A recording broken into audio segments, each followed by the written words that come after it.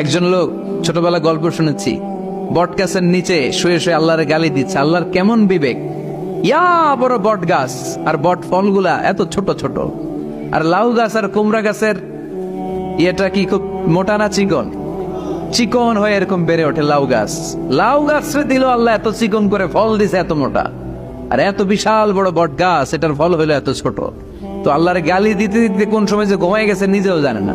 হঠাৎ করে নাকের মধ্যে ছটাম করে বট ফল পড়ছে একটা, লাভ দিয়ে উঠছে, নাক দিয়ে রক্ত বের হওয়া শুরু হয়েছে।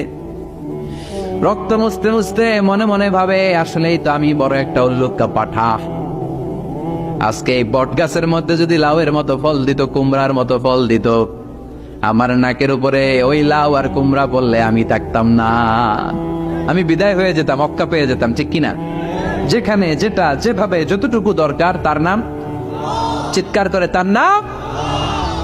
আল্লাহ বললেন আমি হলাম রব্বিল আলামিন, জগৎ সমূহের রব। আলাম মানে একটা জগৎ, আলামিন মানে অনেক জগৎ, মাল্টি ডাইমেনশনাল ইউনিভার্স।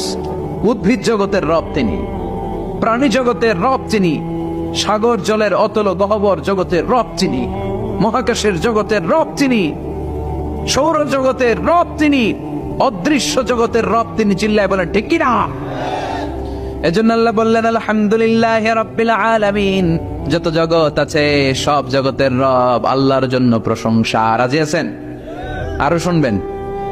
শেষ করে দেই। আর রহমানির রহিম, তিনি দয়ার সাগর, তিনি দয়ালু, তিনি মায়াবী, তার মায়ার শেষ নাই, তার দয়ার শেষ নাই, তিনি দয়ার সাগর।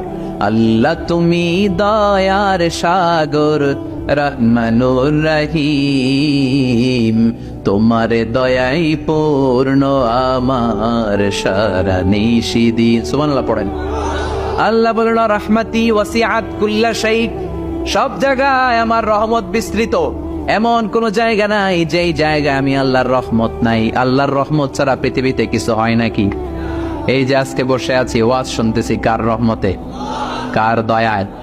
আল্লাহ বললেন এই রহমত, দয়ার, ভালোবাসারে আমি সৃষ্টি করার পরে 100 টুকরা করলাম। কয় টুকরা? 100 টুকরা করার পরে নিজের মধ্যে আমি 99 টুকরা দয়ার ভালোবাসা রেখে দিলাম। 1 টুকরা দয়া মায়া পৃথিবীর সবার মাঝে ঢেলে দিলাম। সাইয়েদনা আদম থেকে শুরু করে up to the day of judgement, কিয়ামত পর্যন্ত সবার মাঝে আল্লাহ রহমতের 1 টুকরা দিছে, ছিটে ফোঁটা। হুজুর পাইছে একটু, আমি পাইছি একটু, উনি পাইছে, উনি সবাই মিলে আমরা 1 ফোঁটা ভাগে যোগে পাইছি দয়ার ভালোবাসা। সবাই মিলে 1 ভাগ ভালোবাসার, আর 99 ভাগ ভালোবাসা কার?